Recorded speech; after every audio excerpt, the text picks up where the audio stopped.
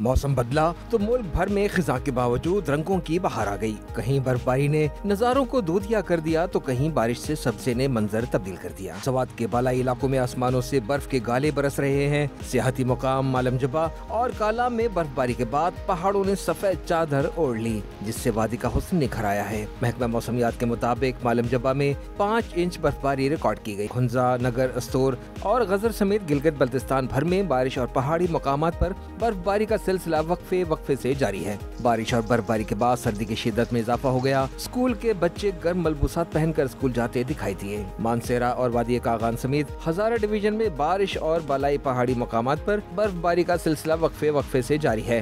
बर्फबारी के बाद पहाड़ों और दरख्तों ने सफेद चादर ओढ़ ली। इस्लामाबाद और रावलपिंडी में भी बारिश के बाद मौसम सर्द हो गया। ठंडी हवाएं चलने के बाद स्कूल के बच्चों ने स्वेटर्स भी पहन ली। पंजाब के दिल लाहौर में भी बादल बरस पड़े। शहर में ठंडी हवाओं ने मौसम सर्द कर दिया है। शेखुपुरा और इसके करीबी इलाकों में भी बारिश और जालाबारी हुई। मुल्तान, जेहलम, बहावलनगर, साहिवाल और अटक में भी बरसात हुई। मरी में धुंध के दौरान बारिश के बाद मौसम सर्द हो गया।